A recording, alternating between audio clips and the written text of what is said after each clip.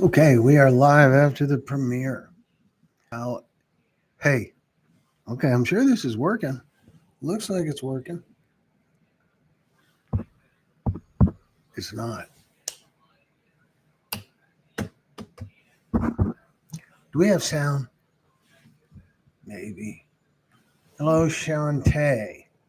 Gosh, what are the odds that I said that right?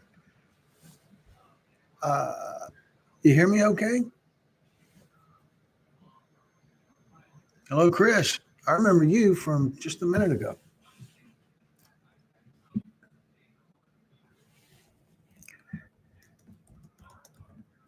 Okay, well, that's cool. Blessings. Orangutan. Holy cow. There must be some sort of story that goes with that name. Hello, Jennifer. Uh, I feel like uh, I don't. I feel like we haven't seen your name before. So,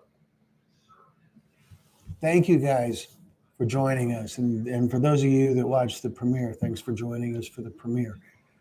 It's a really it's a powerful story, and the Baker family. There's such cool people to talk to, as all of the storytellers we interview are. They're all on a mission. It's awesome. So I don't know if Melissa, are you with us here too? Perhaps,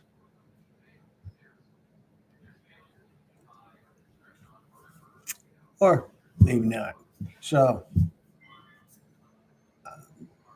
questions, folks. Anyone have any questions they'd like to ask me or ask me about the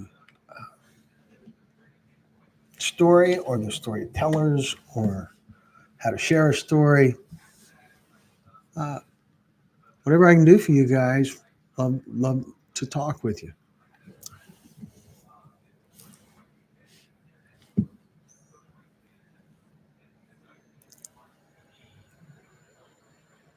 Orangutan, is there anything you can do to help? Yeah, there is. A simple thing is sharing links to the stories that we have on our channel. And there's a lot of powerful stories on YouTube that we didn't have anything to do with that are also great to share. It's a way to increase awareness. There's other things you can do that wherever you're at, there's probably some sort of fentanyl awareness organization that you could help with. I'm a part of an organization called Fentanyl Fathers because they invited me to be. I'm I haven't lost anyone to fentanyl. I kind of feel like I've lost a lot of people to fentanyl. I feel like I know all of the victims that we've made stories about. So Fentanyl Fathers is a national organization, and they have a presence in, I believe we're up to 17 states right now, I think. And the goal of the organization is to bring fentanyl awareness education to every high school and every middle school in the United States. It's pretty aggressive, but we're doing it. New York City, holy cow! Okay, yeah. So I'm sure that there's organizations in your area that you can get involved with. I know we heard from someone. I got an email from someone just a couple of days ago from Long Island who wants us to come there to share some stories or to record some stories.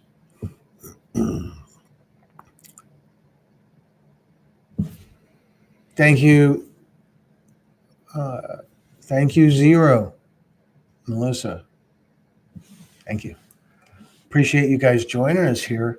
So, other things that you can do is bothering your politicians, bothering your elected representatives at city, state, federal level. That I believe that works. I believe making noise with phone calls and letters. I mean, like especially old style letters, with a stamp and everything. That has an impact. Well, thanks for coming back, Pat. We're talking about how to make a difference about this. Make noise. Also, talk to the media. Ask them why they're not doing more to report on fentanyl related issues, illicit fentanyl related issues. Because it's not getting the volume of attention that it should be for as serious of a problem as it is. We've been making these stories for just over 2 years now. And in the next in the next 5 or 6 days, we're going to publish episode 200. 2.5 years for 200 episodes. It's a kind of a landmark. It's also kind of a victory and kind of a failure. 200 episodes. That's the number of people conservatively. That's the number of people who are killed by illicit fentanyl in a single day. A single day. So,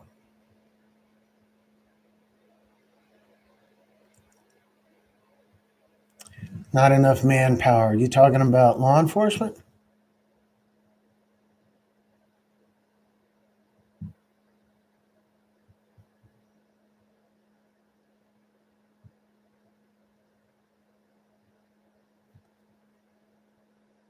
Yeah. Yeah, they say that a lot. Law enforcement, okay, I could, uh, I have friends that are in law enforcement, and this might upset a few of them, but bummer. Thing is, law enforcement builds their budget based on need. And if they ever come out and say we've got plenty of manpower, their budget will get cut. If they ever come out and say crime rates are down, their budget will get cut. They can't grow the department. They can't replace vehicles. They can't build new buildings.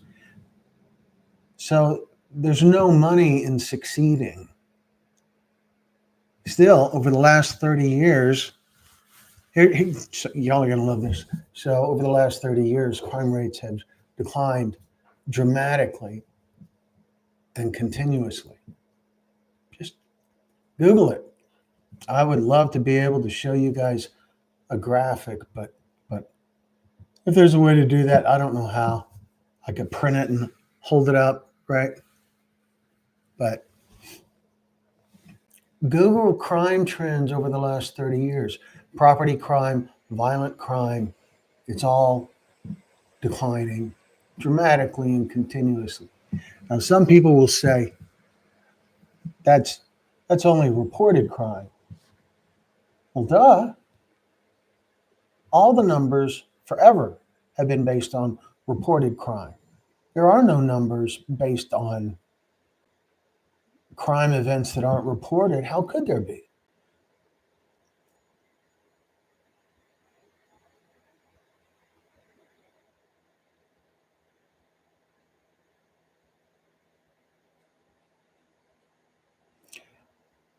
Yeah, I get what you're saying, Pat. That is a perspective that law enforcement has a lot,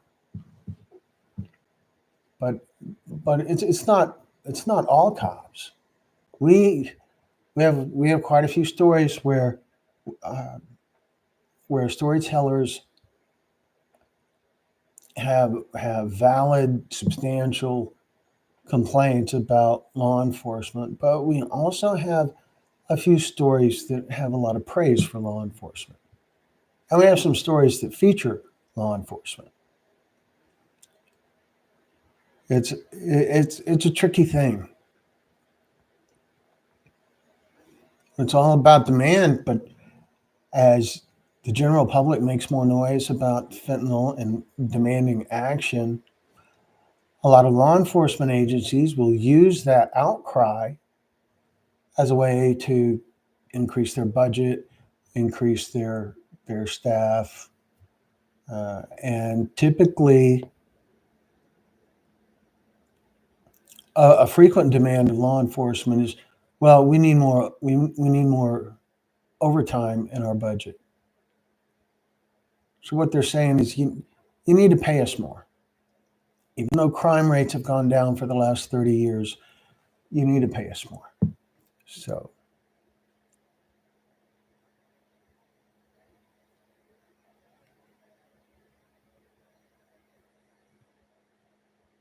that's right, Pat.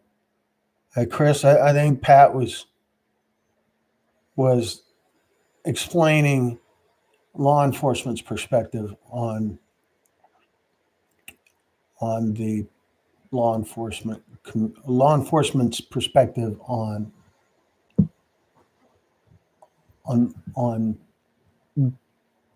people who die from fentanyl.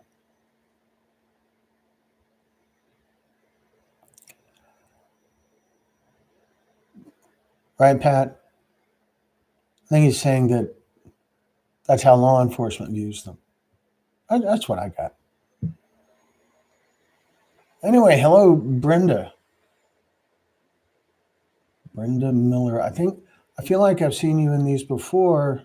Where are you located? Oh no, it's empty. Sorry.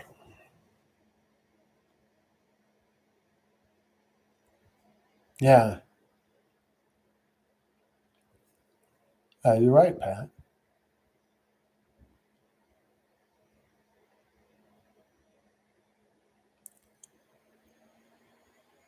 So Brenda, where are you at? Where are you at?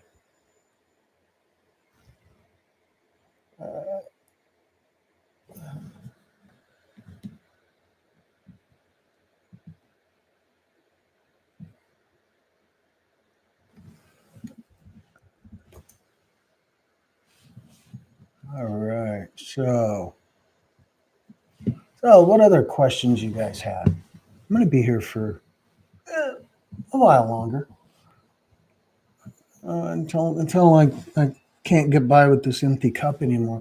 So, uh, questions, folks. So here's what's coming up for us. Some of you that were in the last live event know already, but we're going to be in Albuquerque, New Mexico in a couple of weeks. We're going to be spending 3 days shooting stories there. And then we're going to be spending some time with the sheriff's department in the area. I forget the name of the county, but we're going to spend some time with them, hopefully interview a deputy or two and do a ride along or two and get some firsthand exposure to what's going on the front lines. From there, we're going to Phoenix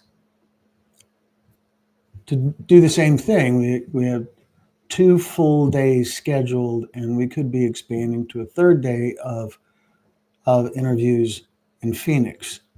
And if anyone's in either of those areas or driving distance to any of those areas and have a story that they want to share, you're welcome to email me and I can send you a link to the sign up page. as well as a link to join our private Facebook group that's for storytellers, for those that have shared their story and those who wish to.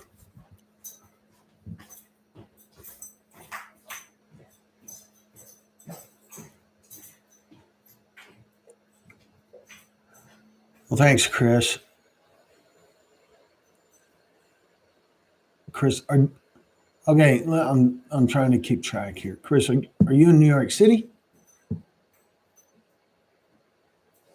Adrian, we're in Houston, Southeast Houston, in fact, near Clear Lake.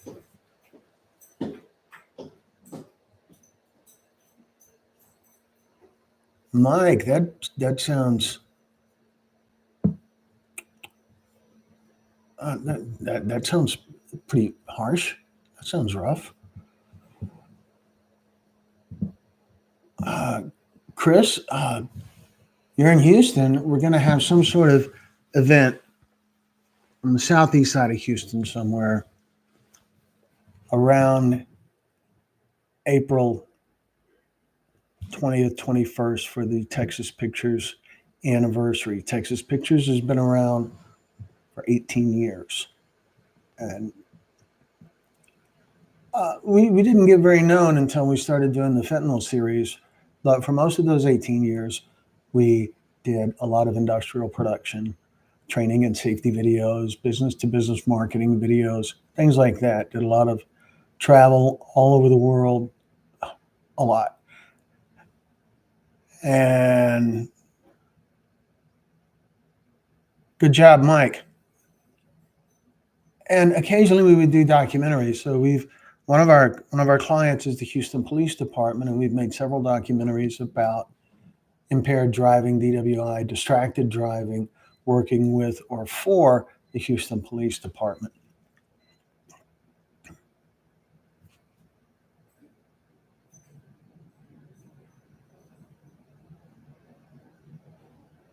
Okay, let me catch up, Chris. Who the hell are you?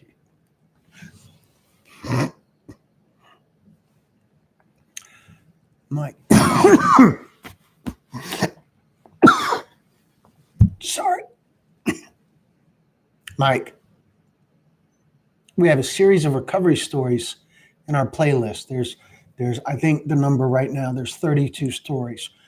Two of them, I think, are from 2 days of interviews that we did with a former White House drug czar, Dr. Robert DuPont. He was a drug czar during Nixon and Ford. So he's an old guy. And the beauty of that is that his filter is gone. He is very frank, very matter of fact, he's not trying to protect his job or anyone else's job. He just tells it like it is. And so he says some great stuff. And we have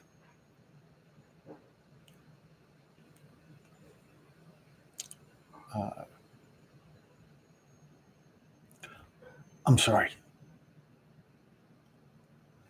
And so there's 32 recovery stories or so. And there's more. We'll be posting more soon. We get them, we'll do a couple of fentanyl related stories and then a recovery stories and then back to fentanyl and then recovery in between Christmas and New Year. We only published recovery stories. During the holidays, we only published good news.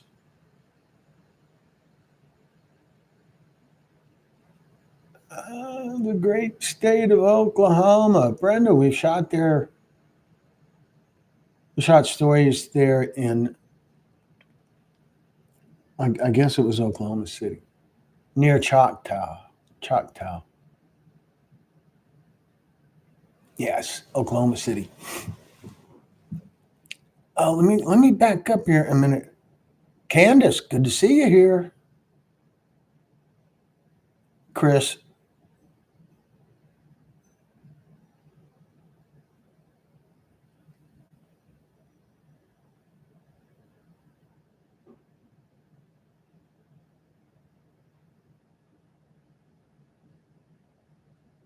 Chris. You got to do more.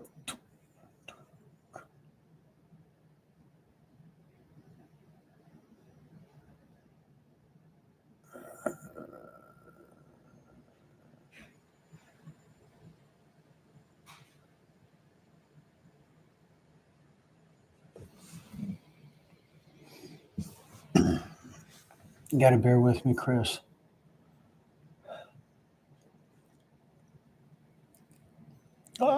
I'm working on it. I really am. Where did we meet?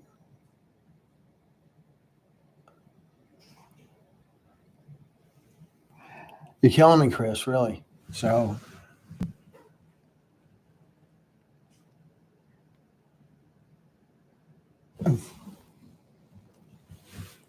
Okay. Okay. I get it. You rent from my mother. You know. Yeah. See, I would have never made that connection, Chris. There was a flash of memory of the arm and ripping the Velcro off the the cast light thing and all. Okay, Chris. So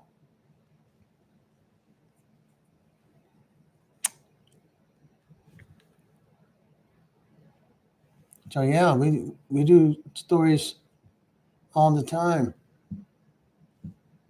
folks. Chris here has sort of been to our studio, though he probably doesn't realize it.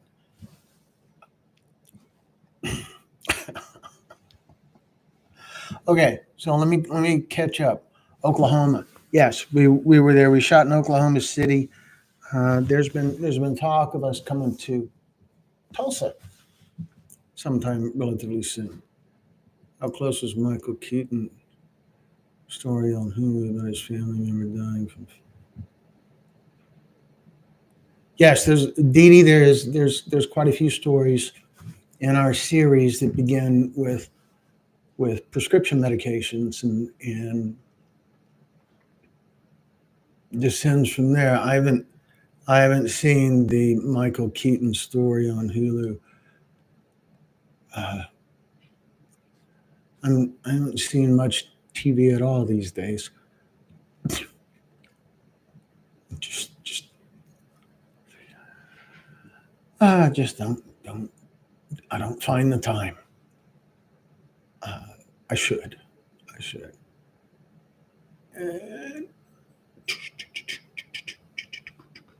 So, what else can I tell you guys? What else? Anybody have any other questions?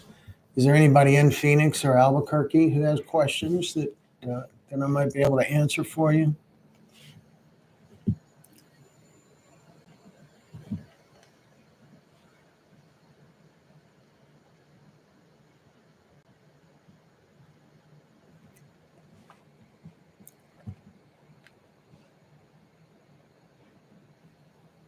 I suspect that the Michael Keaton story is close. The story, the recurring theme that we hear a lot is a victim had some sort of trauma, some car accident, some sort of surgery, something like that. Thanks for joining us, Chris. So yeah, so it starts with some sort of surgery or a car crash and a rehabilitation process from injuries that involves painkillers. And then at some point, the victim can no longer get the prescription painkillers, and so they turn to the street to find a replacement. So that's a recurring thing. And so thanks for joining us, Chris. I'll do better next time. So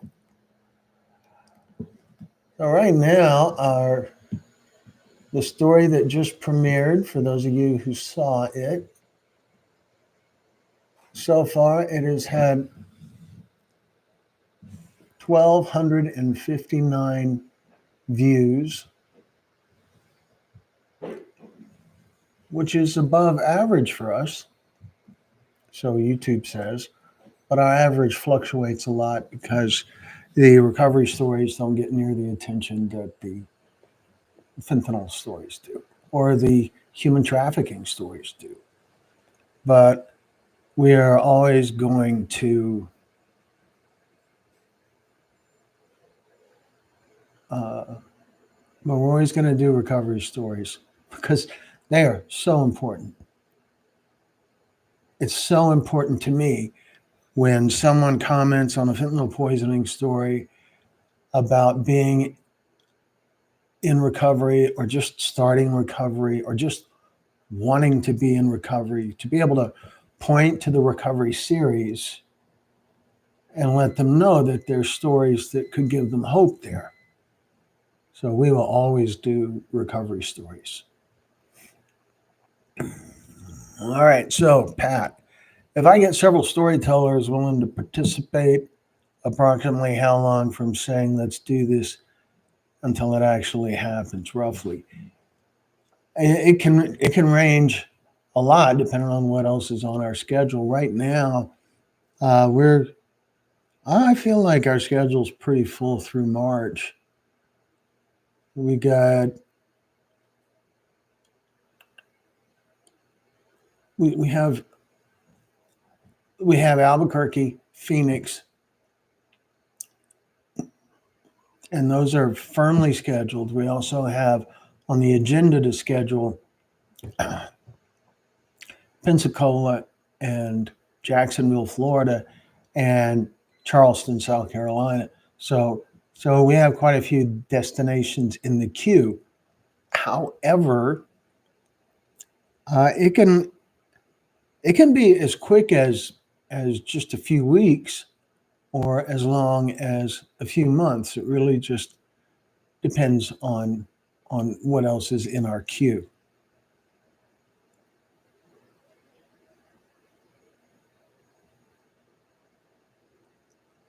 So it varies a lot. And so the other thing you said, Pat, that jumped out at me, several storytellers willing to participate. It's not exactly what we want.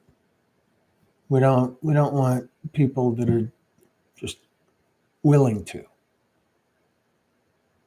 We want people who want to.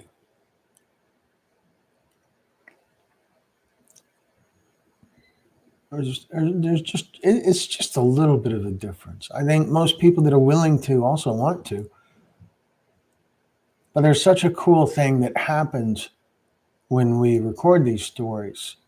This thing that happens with the storytellers. By the time the interview is over, they're different. They're healed a little bit. Maybe it's just temporary, but even temporary is a lightening of their load. So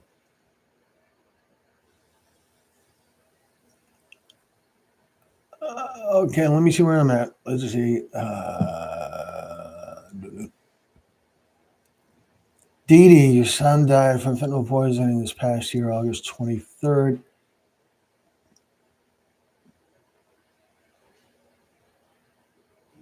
Yeah, so I guess, Dee Dee, I guess what I was saying about how oftentimes it begins with a doctor's prescription really hit home with you. And so it's all right, Pat. I just I just know I can give you a hard time. So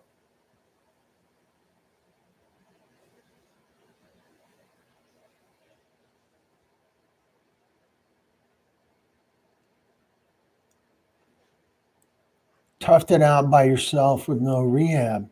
That would be a great story to share.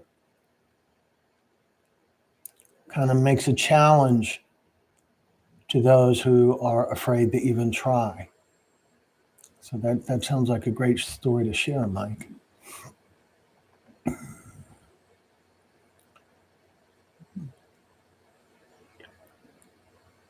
Dee Dee, I don't remember where you said you're at. I think you said where you're at, and I don't remember. It's because my brain is full. It's just so. Anyway,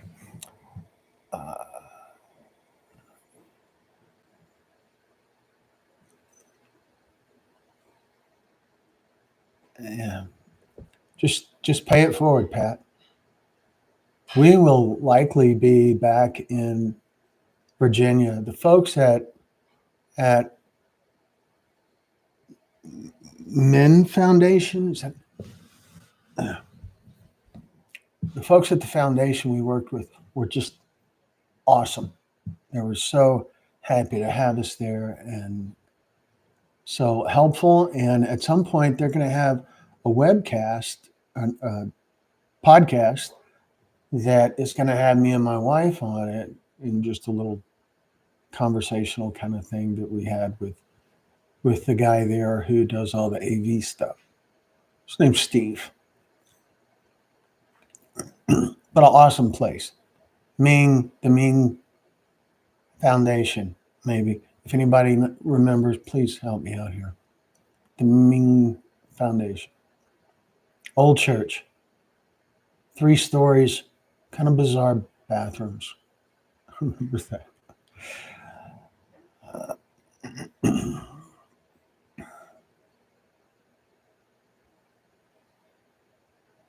Yes, Dee Dee, I appreciate you being here. You're welcome to email me. You're welcome to be a part of our, if you're on Facebook, we have a Storyteller group that is a private group. The only way to find it is with an invitation. But we'd be happy to make you part of the group. You might find some comfort in being in a group that are, yeah, you know. Well, you can email me. Somebody emailed me. info@texas-pictures.com. info at Texas-pictures. Don't spell out the word dash.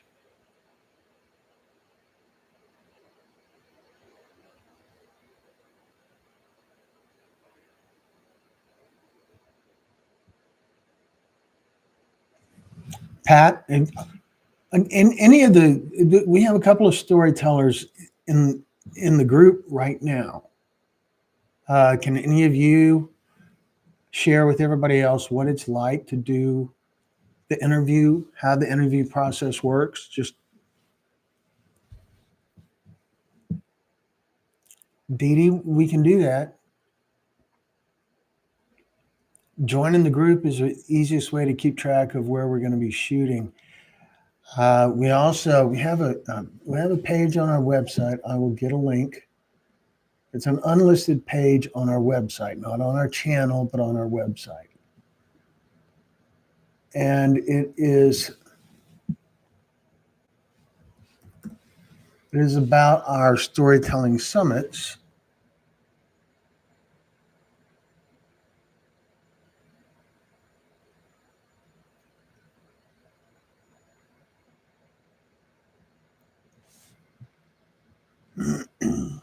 Yes, relapse is a scary thing.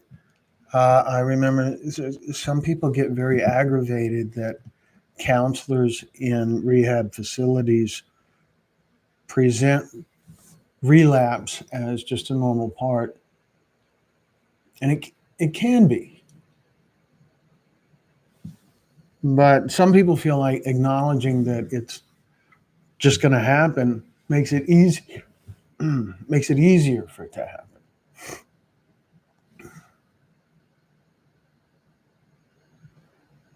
Hey, folks. So here is a link to a page on our site that describes how our storytelling summits work. If any of you want to try to make a storytelling summit happen in your area, it's possible. All of our storytelling summits, which have been all over the country, from Sacramento, California, to Baltimore, Maryland, to Fort Lauderdale, Florida, to Anchorage, Alaska, to Ohio, to the Texas border, everywhere, just all over. All of the summits begin the same way. They all begin with one person local to the area who helps us coordinate the event, find a place for us to shoot the interviews, and make it happen. All right, so here is the link.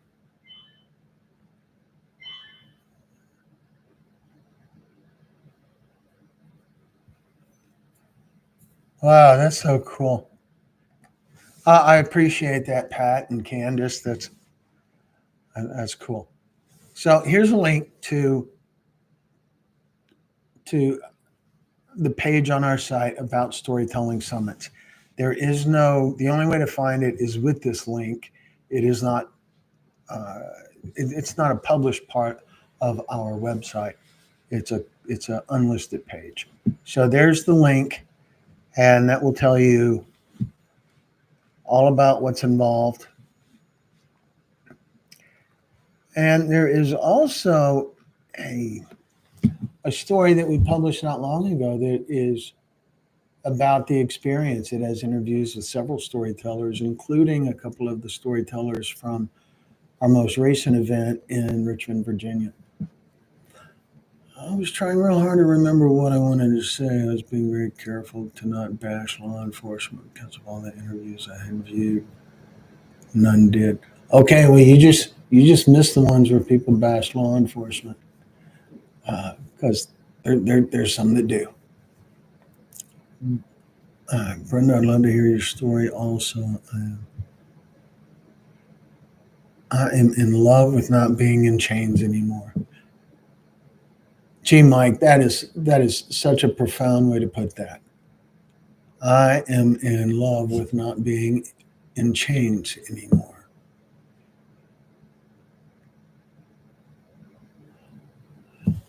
So if you share your story with us, we've got to have that statement in there somewhere. That's profound.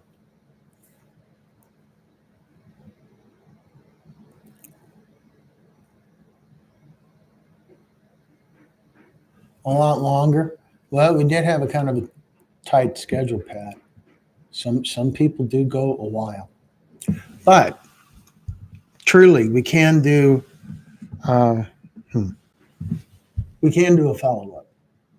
We have done follow ups for a couple of our stories, and we have one that we shot in Plano, Texas, recently that we just haven't edited yet.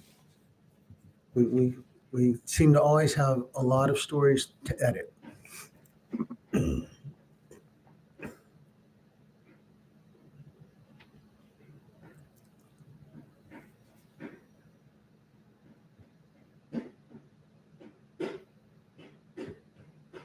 Yeah, so we can do a follow up. We could.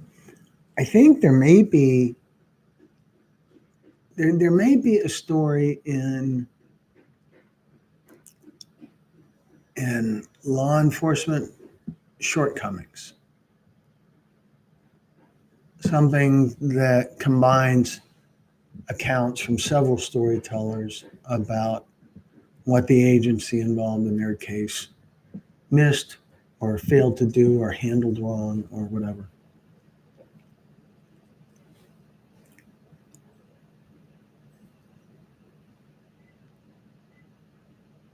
Yeah, yeah, the redo term scares me, but follow up, that sounds good.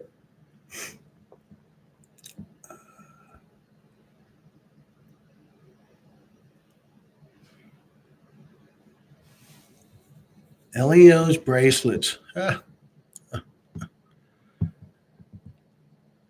I'll have this clean dream I am living today. Huh. Arlene, thank you for joining us.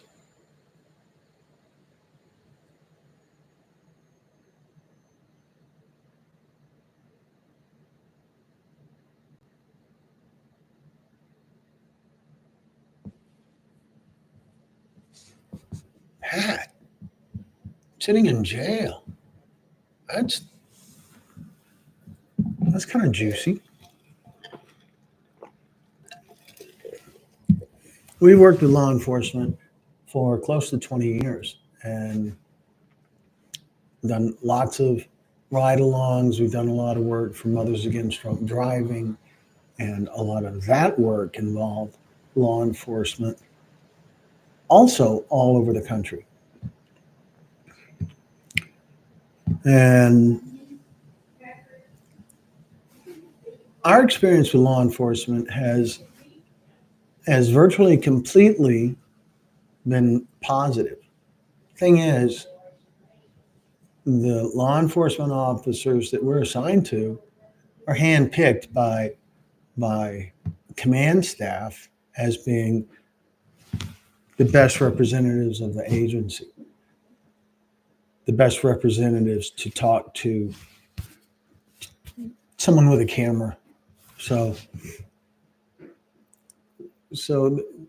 maybe there's a little bit of filters, but I have some friends that are law enforcement that are awesome, sincere, in it for the right reasons, kind of folks. Problem with my sharing is that no one even knows I'm through this.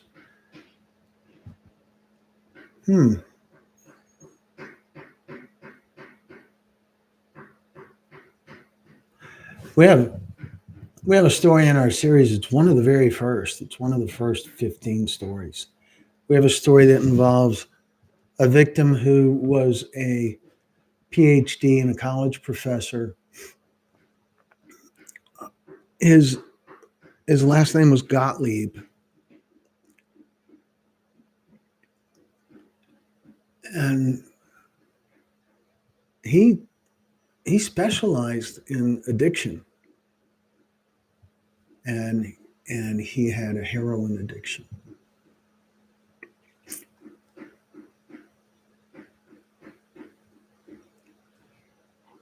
So, gosh, Mike, I'm sure it is a long story, Pat.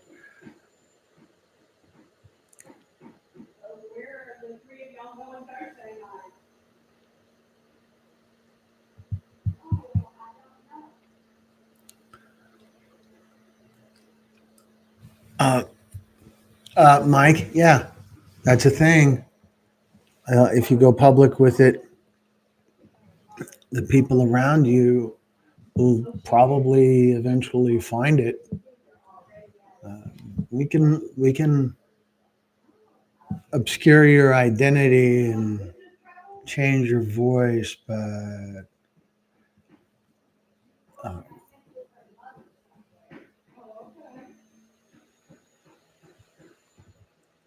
but then it loses a little bit of credibility. So tough spot. But we're here if you decide you want to. Dee Dee, your son passed in August.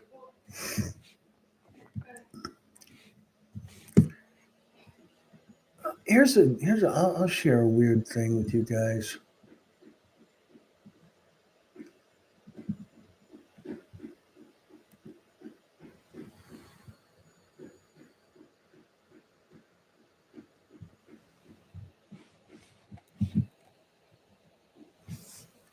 I was in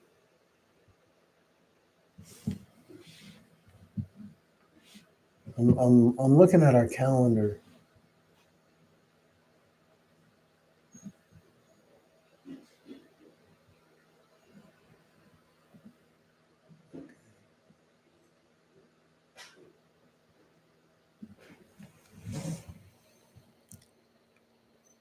Hi, Amy.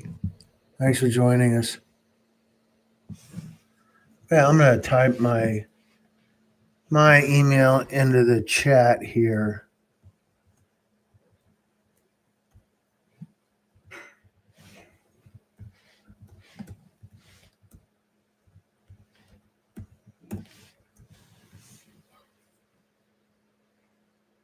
There we go. There's my email. All right. So, Dee, I remember you saying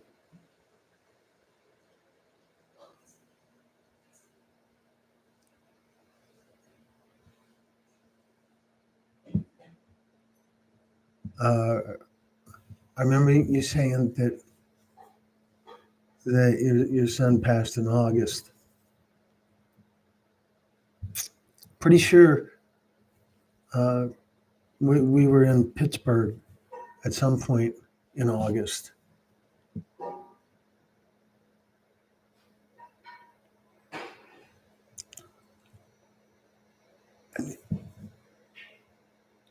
When I hear about these stories,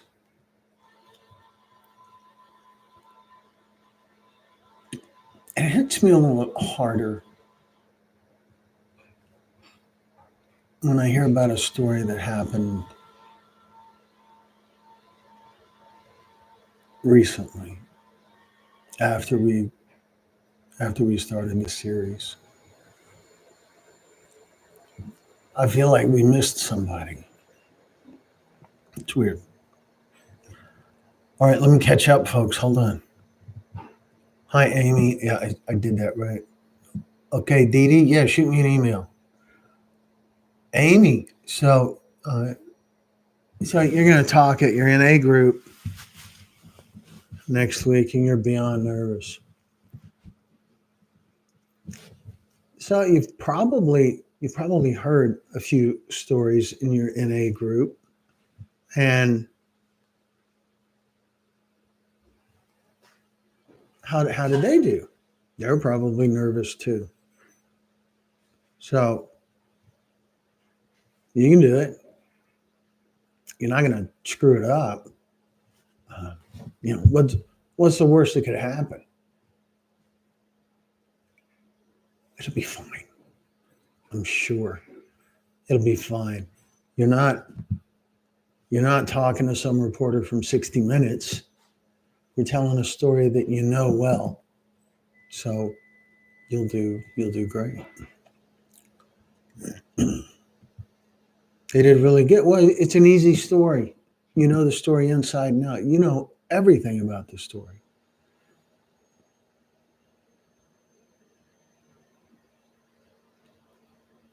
So you don't want to be up there with notes, I don't think. You don't want to be looking down at notes and looking back at your audience and looking down at notes. There's probably a lot of memory jogging looks in the faces of the people in your audience.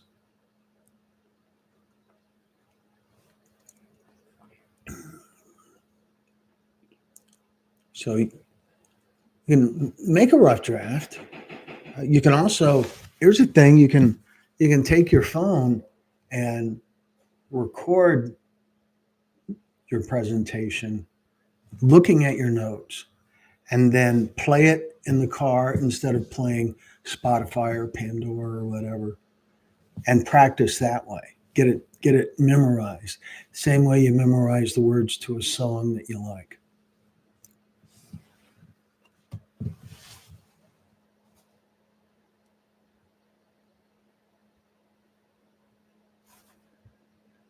Really, Brenda is right. Don't get in a hurry. Don't. There's no reason to talk fast. You get whatever time you get, and if you start talking fast, it's not a race to the finish. You're making good points, so focus on the points.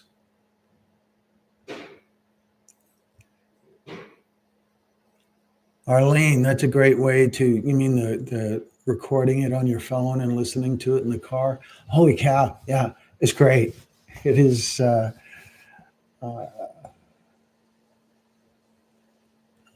It's an important thing. Yeah, full eye contact. Imagine full eye contact with a camera. This is rough. I, so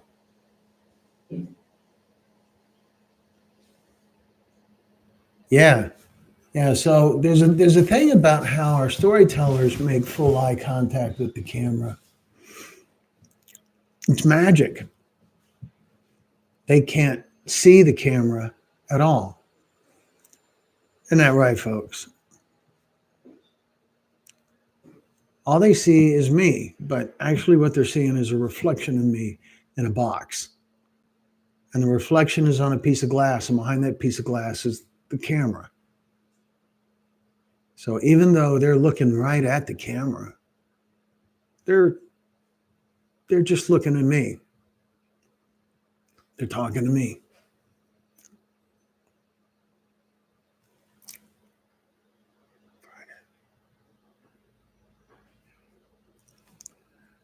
Very sorry, Dee Dee.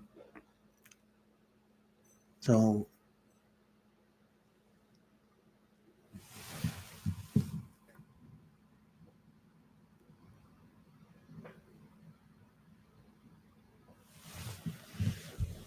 I was on the road between Kansas and Missouri on the 23rd. Yeah, it's hideous. It's this weird looking old box. Uh, looks like maybe something that like an old camera from I don't know, like the Civil War, probably around the time when Pat was a kid.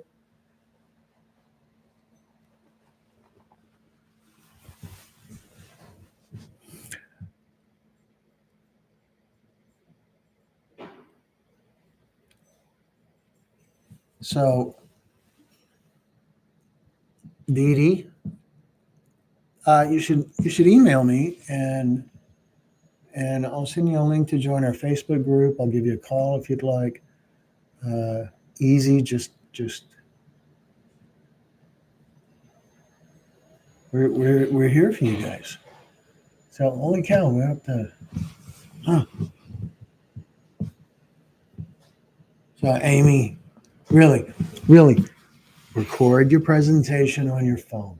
Record it exactly the way you want to say it with inflections and timing and all of that. If you think about a lot of times when you see someone on camera giving a presentation, you might assume they're using a teleprompter, but sometimes they'll be using just an audio prompter where they have a speaker in their ear and a playback device in their pocket, and they're just repeating what they hear as they hear it. So really, good answer. Good answer, Pat. So when you record it, say everything the way you want to say it. Emphasize what you think needs to be emphasized. Pause where you think you need to pause. Have all of those little memory triggers in the audio that you listen to, and then play it over and over while you're driving, and repeat it as you hear it. Get it stuck in your head. That's a great way to help you get your thoughts organized. Okay, so anyway,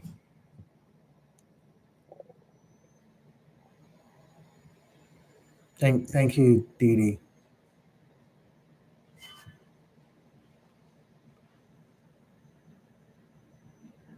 I know myself well when someone gives full eye contact. Yeah, full eye contact is a big deal.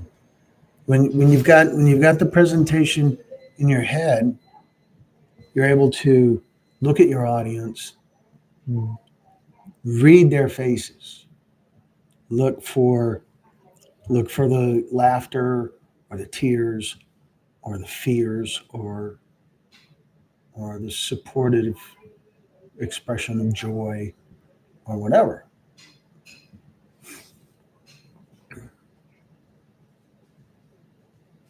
Well, thank you, Dee Dee. The channel seems that way for me. And I'm really living a lifelong dream now.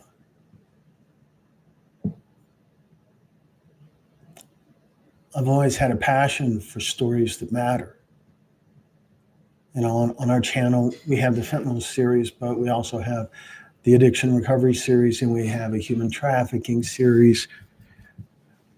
Later in 2025, we're probably going to start working on a series about domestic violence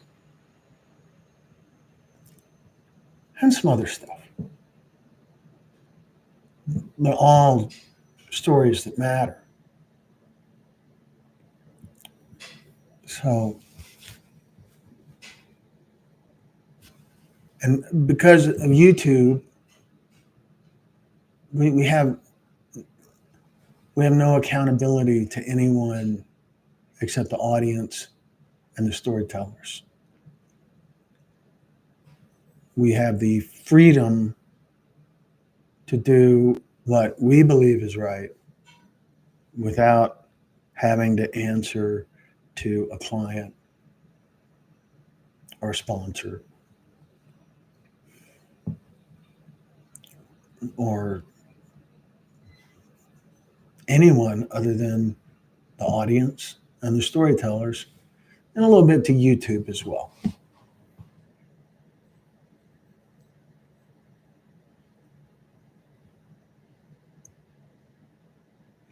Well, thank you, Brenda. Holy cow. Well, I've been here almost an hour. And ugly camera.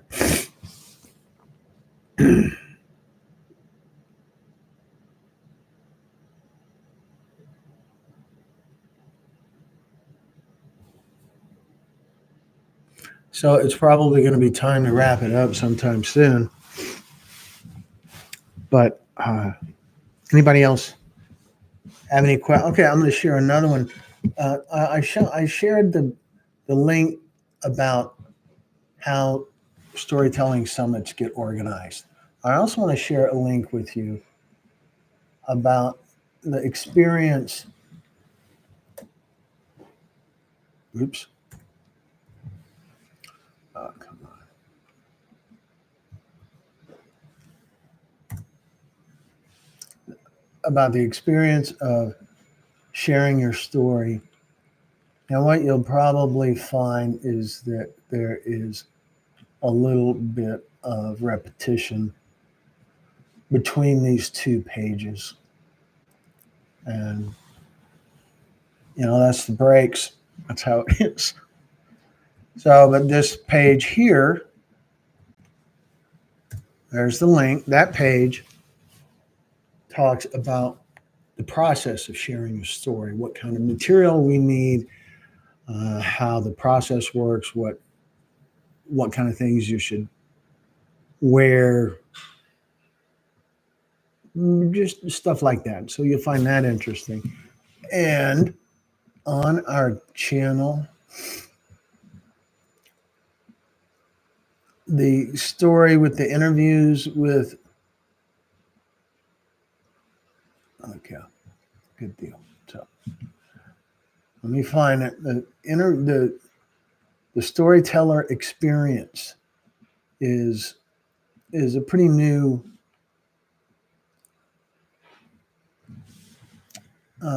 video on our channel. Here's a link to that. Let me just type this in.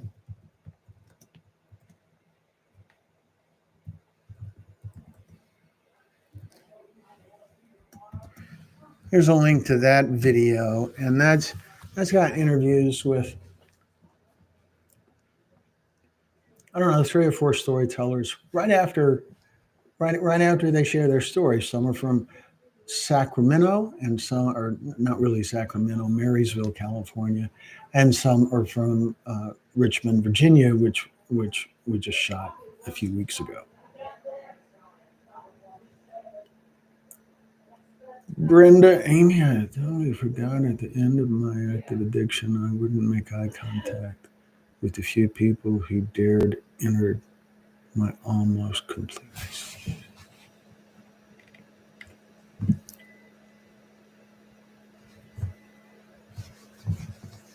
I'm happy for where you're at now, Brenda. That's awesome. It's really awesome. So I can't say enough about our private Facebook group. It's really an important way that everyone stays connected. Virtually all of our storytellers are part of the group, and tons of people who just want to be storytellers when the opportunity comes along, or when they get to the point when they feel up to it. There's also a couple of police officers that are part of the group.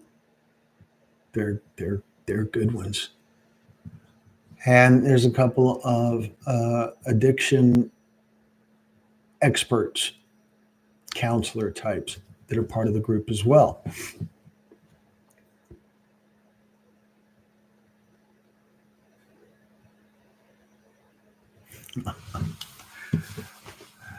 Uh,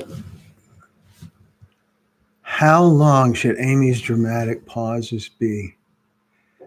Really, you have to read the faces on your audience to figure out how long to pause. If if your audience starts looking down at their phone, you pause too long. But for the most part, just look at the audience. You'll get a feel for it. There is a rhythm to how to deliver your message based on what you're talking about. And and the comprehension level of your audience and all of that. But yeah, holy cow, eye contact is vital. I believe eye contact is part of what makes the stories in our series extra impactful.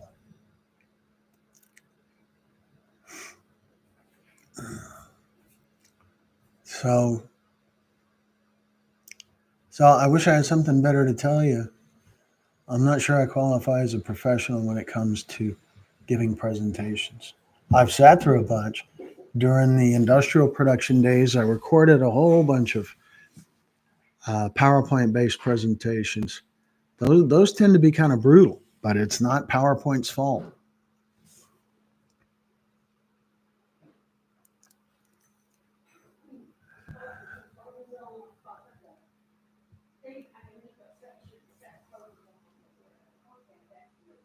All right. So I got another email here. I see that I've got another email. So that's cool. And I'm just looking at it because I'm giving y'all just a couple more minutes to see if there's any other questions. But there is going to be time to wrap it up soon because, well, I smell food downstairs. So anyway, what else can I tell you guys?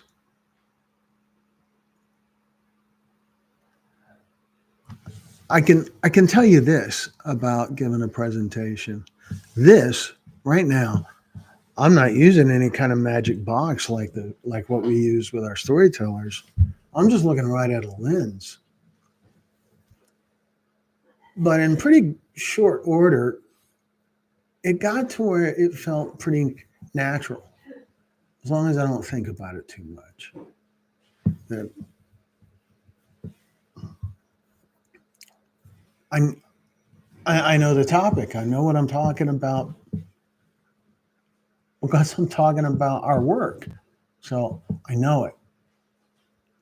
And so, Amy, you're talking about your story. So you know it. That helps a lot. So, Pat, I think these documentaries are so impactful because of the raw emotion that the storyteller puts into them. Yes, absolutely. So it kind of kills me when I hear someone say, "Yeah, I was listening to one of your stories." I feel like, well, gosh, you missed half of it if you just listened. And listening is good too, if that's what you can do. I know one of our one of our viewers commented and said that she plays the stories in the car for her kids to hear while they're running errands.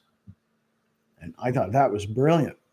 You've got a captive audience with your kids. They have to sit through it. Even if they only get bits and pieces, it's gold.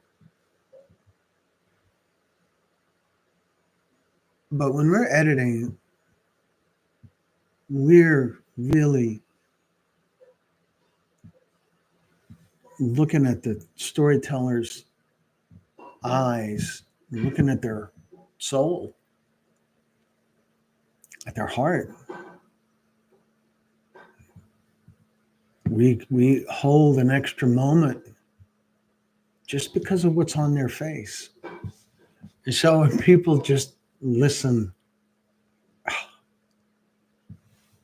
I wouldn't say it hurts. It's great that they're getting any kind of message, but uh,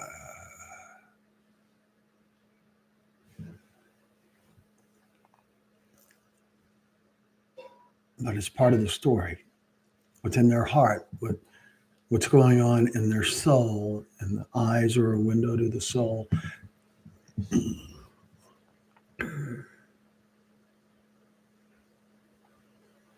Yeah, Pat, it should be difficult to watch.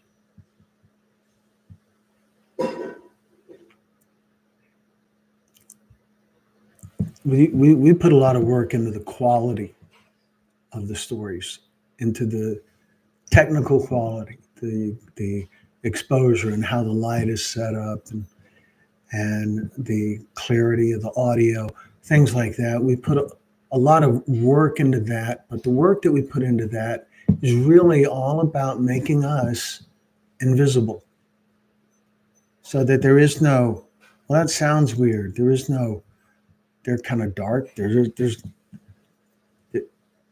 people go right past what we did and just focus on what the storyteller shares.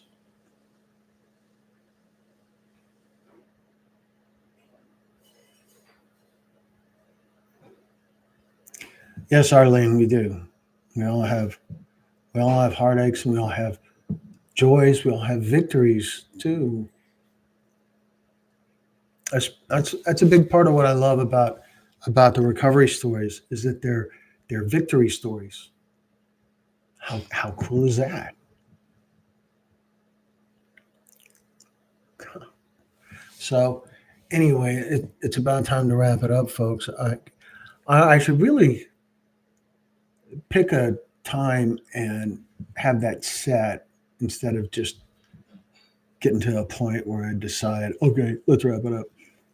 But I am so grateful for you guys. I am so thankful to be in a spot where I'm able to do this and reach people and help people and meet so many wonderful people, and people like Pat too. So Pat's quite the good guy.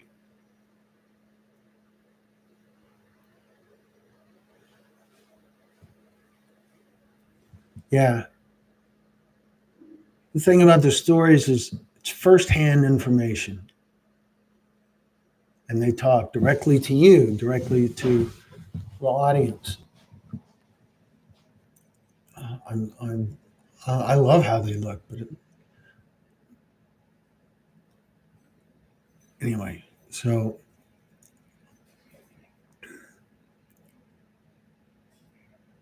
thank you, Pat.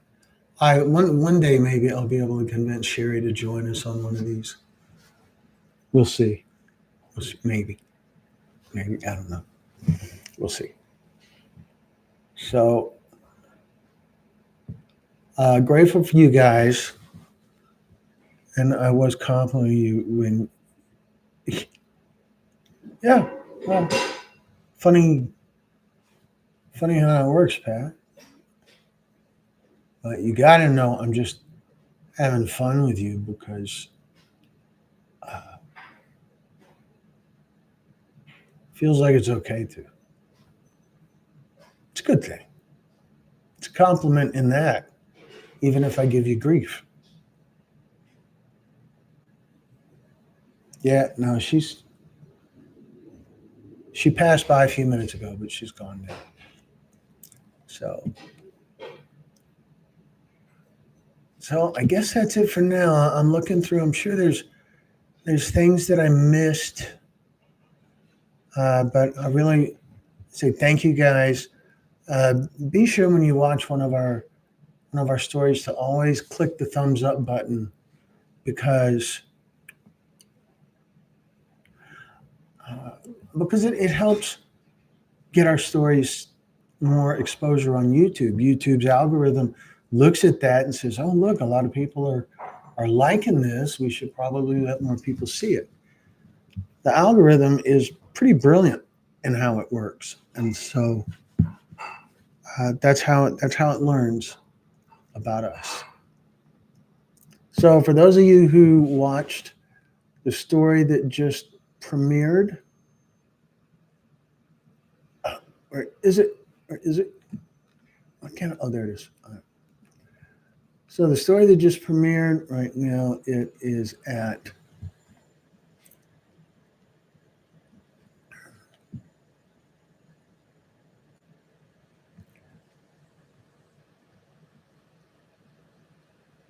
sorry, I'm almost there.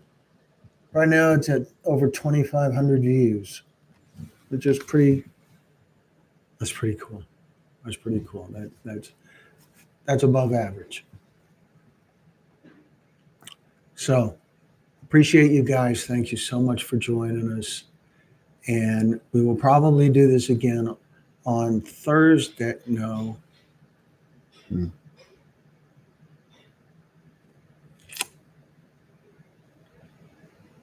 don't know. We have a story to premiere on Thursday afternoon. I'm booked, so I wouldn't be able to do this until after 7 o'clock in the evening or before noon on Thursday.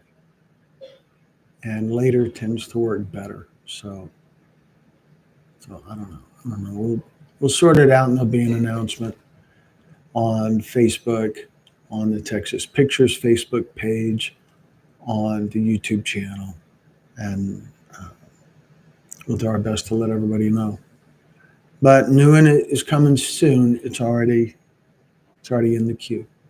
So thank you so much for joining us, and we will see you guys again very soon. We may try to get a another recovery story out tomorrow. I hope. We'll see.